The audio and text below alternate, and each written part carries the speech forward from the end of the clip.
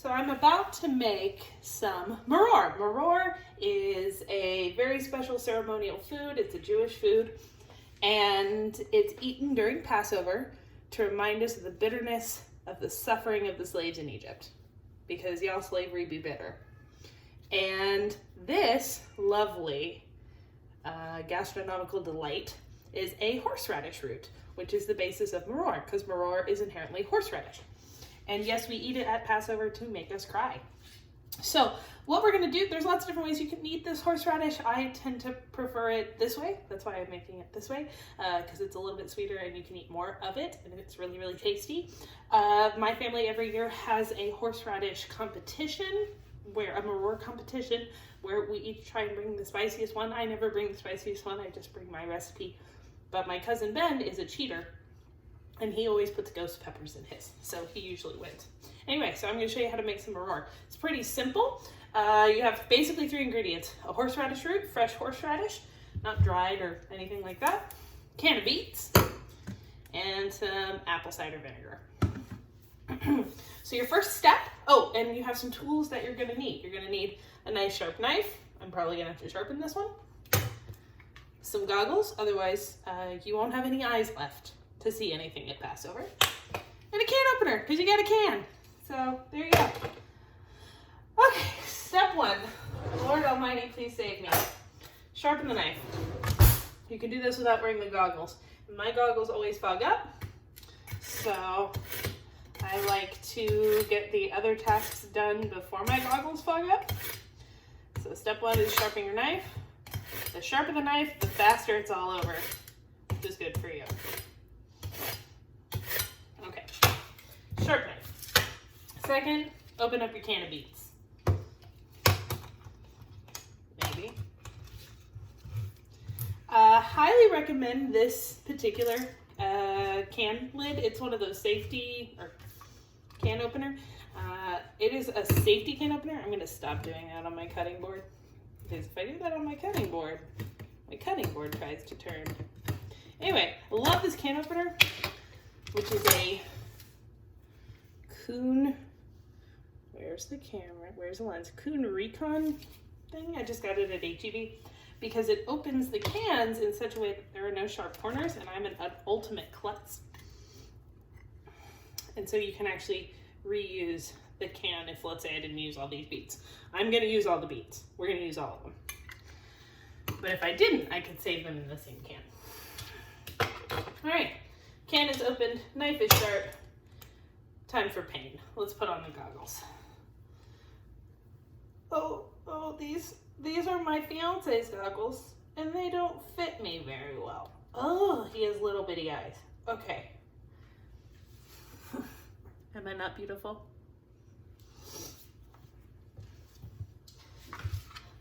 So basically what you're gonna do is start attacking this puppy. I'm gonna start by, I actually don't need the entire horseradish root, because this year, due to COVID-19, it is a virtual Passover, so I don't need nearly as much. So I actually am gonna save myself some pain. I'm only gonna make that much. Ah! Sharp knife, see? If I didn't have a sharp knife, that would have been even harder. So I'm cutting this puppy in half. I would normally use this entire thing to make enough maror to eat at Passover, and then also send home with all my family members, because people love my recipe. But this year, tiny little virtual Passover, this is gonna be way too much. So I guess I might not use all the beets. Whatever. So I'm gonna peel this puppy up and then toss it. That's another tool you need. You need a peeler. Do I have a peeler? This would be really funny if I did this without a peeler. Peeler? We got one. Okay, so you're gonna peel this puppy up. Always make sure that when you are working with a horseradish root, especially fresh horseradish, that you wear goggles or some sort of protective eyewear. The fumes coming off of this are intense. They're very, very strong. If you have never had like straight horseradish, if you think of wasabi and give it a really potent smell, that's gonna basically get you close to the power of this particular vegetable. So I've got most of that peeled nice and quick. This one isn't too bumpy. As you can see, here, let me do a thing. You have to peel each area multiple times because the root itself is has a bumpy texture. So, why does it want to go on my counter? All right, so you're gonna want to peel it so that all of that brown skin is off. Brown skin, not tasty, not good for you. Peel, peel, peel. Did I say you need a food processor? You're also gonna need a food processor. I don't know how to do this without a food processor. I can't even imagine how Jews made maror before the food processor was invented. All right, so now I have, ooh, that's a gross spot. Let me get that, hold on. Be gone. All right. I'm also gonna chop off the raw end that was sitting in a grocery store. So there you have a nice clean piece of horseradish root. So I'm gonna dump the refuse. Normally I put refuse in my compost. I'm not putting this in my compost. I think it will kill everything else in the compost bin. And then I won't have healthy bio-organic compost. It'll make me sad. So 1 second, let me dump this.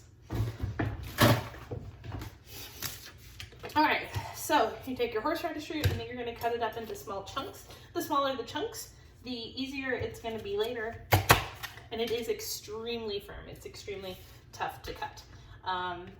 Anyway, so the smaller the chunks, the faster it will puree in your food processor and turn into a lovely sauce instead of chunks of horseradish that are impossible to eat. So I've cut them into these round discs, and then I'm gonna cut each disc into quarters. Or you know what, maybe sixths? Yeah, sixths.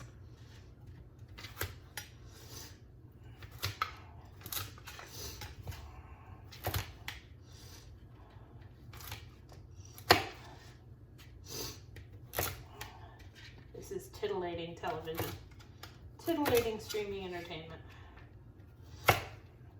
Now you don't need to worry about things being too precise because it's all going into a food processor, but I find it really is a lot easier to process everything if it's cut into nice little bitty chunks beforehand, because it is such a really hard vegetable. It's much firmer than a firm potato, much firmer than a carrot. It's extremely firm.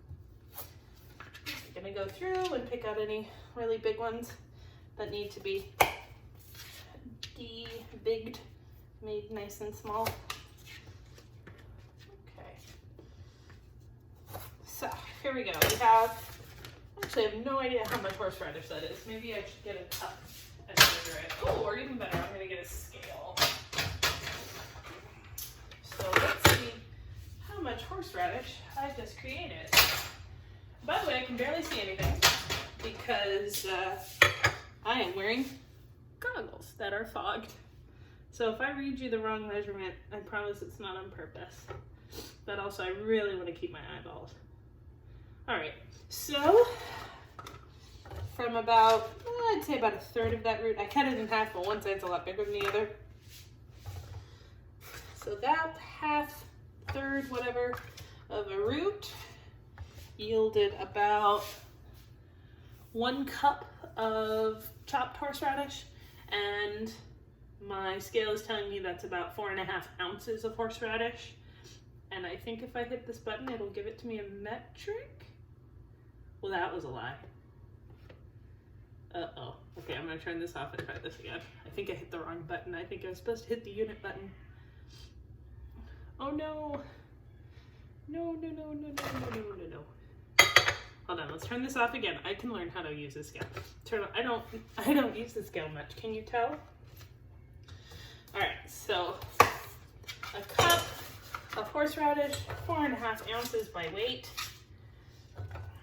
And metric, the only measuring system that makes sense, says it's about 129 grams. So if you're aiming for that, and everything is eyeballed, so I don't really know what you would do with that information, but there's that information. Whew. So I'm going to toss all of that lovely horseradish into my glory of the future food processor. That's not its brand name. It's just a Cuisinart. So I'm going to toss this in here. And now I'm going to take, remember those beets that we opened earlier? I'm going to pour about half the can of beet juice in here. This sweetens and tempers the horseradish tremendously. And then I'm going to put in maybe, I don't know. Let's see how many slices. That's currently 5 slices of beets, 6, 7, 8, 9, 10, 11, 12. 12 sounds like a good number. 12 are the tribes of Israel. I'm going to put in 12 slices of beets. No, 7 were the tribes of Israel. I'm a bad Jew. 7 were the tribes of Israel. 8 were the stars of Joseph's dream. 12 were the tables. Nope. 12 are the number of commandments. So you put in the same number of beet slices as there are commandments. And then a dash of apple cider vinegar. It wasn't potent enough, you say. It didn't hurt you enough, you say. Apple cider vinegar, I say. All right. So I'm going to put that on there and pulse until I start getting a consistency I like, or until I realize I need to put in more beets. If it will not smooth, it needs more beets and beet juice. If it becomes smooth quickly, then you put in the right amount.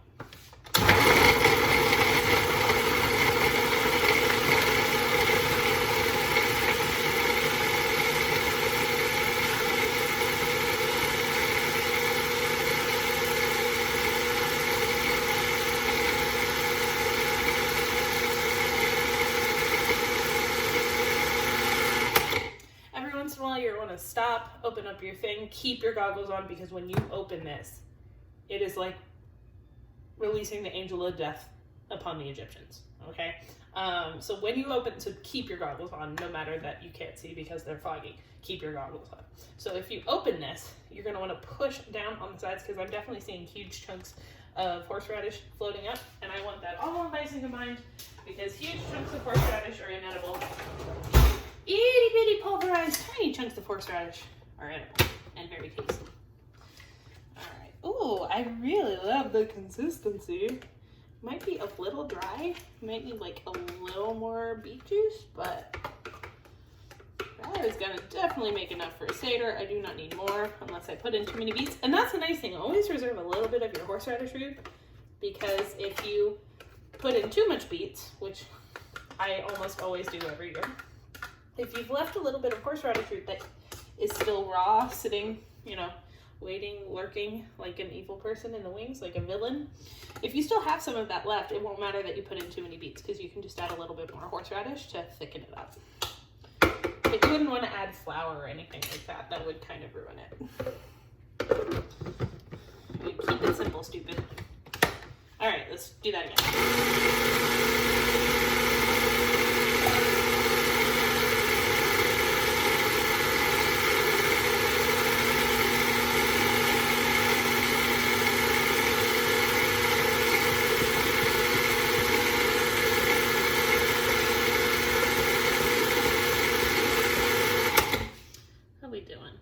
Very good and pulverized. I think I need to do one more squoosh down on the sides, because we've just got some real chunkiness happening. The chunky is bad. Chunky cat's good. Chunky Maror bad. If your Maror has a chunk, you're gonna choke. All right. Oopsies. I never remember what the right way to put the lid on is.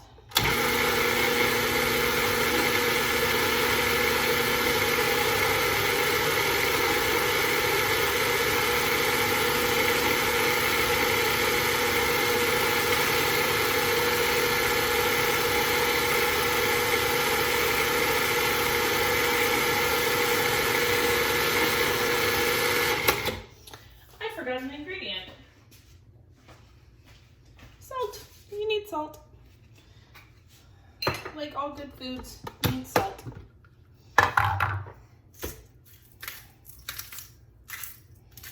Alright, you don't want to put in too much. Oh, wow! Holy shit! Oh my god!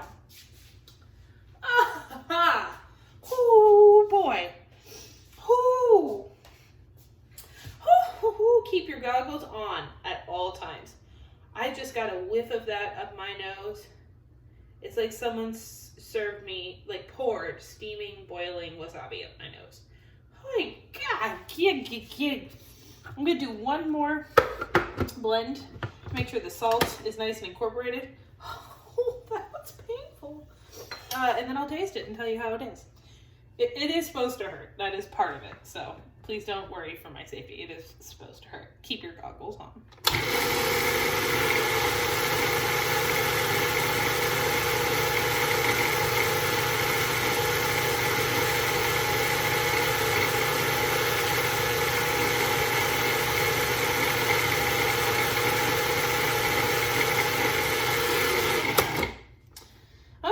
So that should be combined. I'm gonna step backwards now and kind of run into the other room for a second after I open this because the fumes are gonna be insane.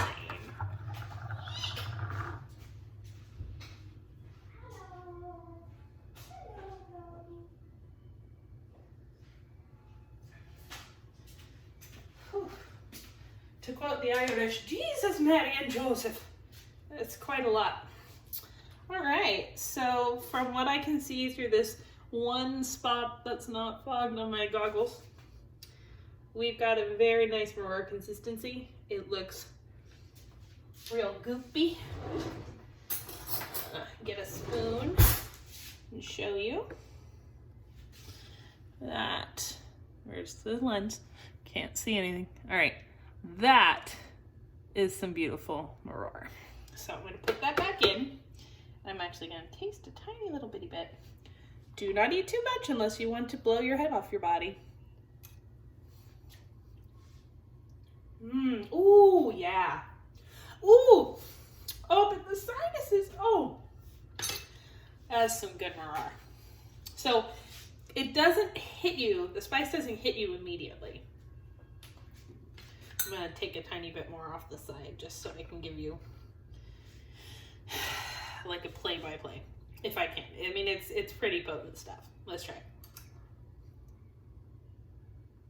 Okay, first you just get a flavor. Whoo! Then you get a burn, and then a sweetness. And then you just have that lingering aftertaste of horseradish. Woo! So you can't taste any beet. The beet does provide a little bit of sweetness, but you can't sit around and go, oh, that's a beet that I taste. That's absolutely not a thing that's gonna happen. So what I'm gonna do now, pack this puppy up so I can deliver some tasty Maror to people who need it. And I will not waste any of it because this is a sacred herb. Sacred root? Sacred herb root? I don't know what kind of thing this is. And it's such a beautiful color, so it's when it's sitting on a piece of matzah or next to some haroset or whatever, is extremely tasty. Dump that all in there. Maybe. I really can't see anything. I'm just vaguely hoping that I'm aiming this in the right direction because I am fogged in these swim goggles. All right, I think I got most of it, and if not, well, the garbage disposal will have a tasty time. Oh wait, hold on, there's a window of visibility of non-fog. Scrape that bowl as though you're living in the Depression. Okay.